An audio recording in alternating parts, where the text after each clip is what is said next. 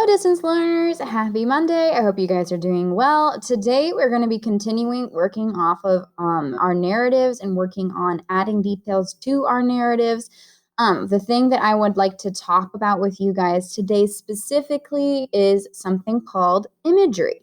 So imagery, depending on your background, is something you may or may not have heard of before. So in case you have not heard of it, I want to talk about it with you guys today.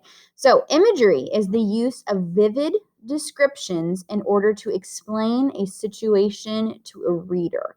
And vivid means bright or very detailed. So in this case here, we want to make sure our descriptions of the setting where our story takes place in our narrative and what our characters look like and a bunch of other details, we want to make sure their descriptions are vivid. And one way that we can do that is using something called imagery. Imagery helps us see, smell, feel the scene, all five senses. All right, so that there are 5 different types that correspond with each of the 5 senses that there are. So there's auditory imagery, which is what we hear. So a description that is vivid that describes the sounds in a story. And there's tactile imagery, which is what a character or person in this story feels. There's goose or like actually touches and feels, like if it was a smooth surface or a rough, sandy surface. Gustatory is what they taste, and olfactory is what they smell, and visual is what they see. So imagery appeals to all 5 senses.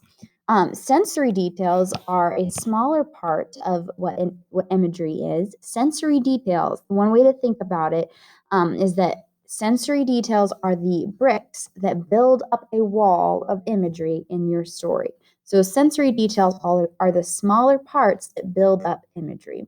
Sensory details would be the specific words that an author uses to build a scene or sentence with imagery in it.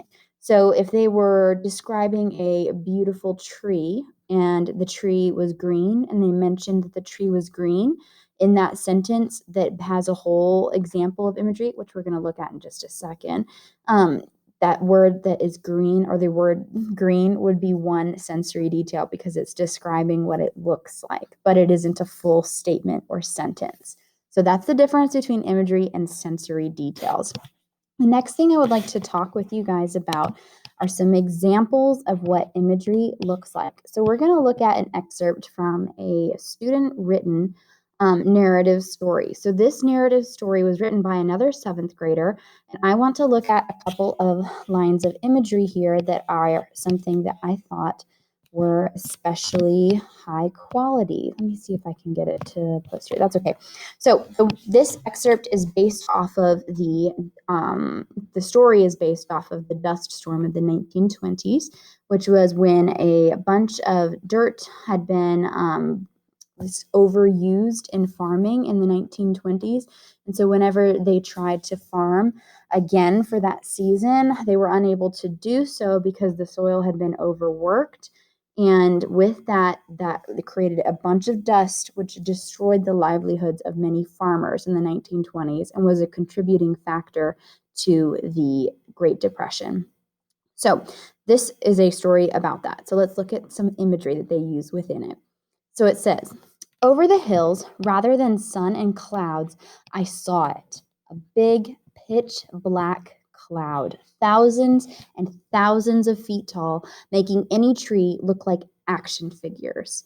So this right here is an example of visual imagery because they use descriptive language, specifically talking about the color of the cloud, how tall it is, and then also using a simile here to show a description or what it could be compared to or what something near it could be compared to. It's so big that it makes everything around it, specifically the trees, look like action figures. So that's an example of visual. All right, let's look at a couple more. It moved with the wind, blowing its way towards me. It came up the last hill, the one I stood on. The dust cloud swallowed me, and it whipped me in the face, stinging me like needles, piercing every inch of my helpless body. That right there is an example of tactile imagery. Tactile imagery, it's describing what the character feels. So here she, or the speaker, we don't necessarily know if it's a guy or girl, it says that he or she feels it whipping in their face, and they feel it stinging like needles, piercing every inch of their body. They use another simile there, saying it's like needles piercing them, and it helps us imagine what that cloud felt like as the person was standing in it. So we've seen an example of visual and an example of tactile imagery so far. So let's see if we can find another one. I felt myself suffocating. Remembering my name, will myself, I would make it. You can do this, Mary. I guess it is a girl. You can do this, Mary. You can get out of this. I opened my mouth to scream. Instead of filling myself with gallons of dust in my throat and lungs, I realized I was finally back in the woods, almost reaching my terrified family. I took a huge rock and wrote with saliva and dust. My vision blurred, and I tripped over tree branches, rocks, and anything in my way. I tumbled over my head, crashing into the ground. I felt myself suffocate before my head hit the rock, never seeing light or dust as my body shut down. So, in this second half here, there's not really a big moment full of imagery. However, there are a bunch of details, specifically sensory details, which are smaller words that appeal to the five senses that this author uses throughout this. So you can see multiple examples. She talks about herself screaming. She describes what she is doing in this situation, adding details here. And then she describes where she is. And it's more of just a list of items, but they all contribute to the feeling of the story. So that's an example of what imagery is. For your assignment today, you're going to be finding examples of sensory details and imagery in the crossover, which is our novel. You can use any of the pages from this whole unit so far. I want you to put them in quotations, so you're directly quoting, and then tell me what page number you got them from. All right, after you find examples of in the crossover, I want you to create 5 examples of imagery that you could use in your own narrative. That means imagery means it's a full and complete sentence. So you need to create 5 full and complete sentences using imagery that you might be able to use to describe maybe what your story sounds like, feels like, smells like, looks like, or tastes like. All right, if you have any questions, you can email me or message me in Canvas.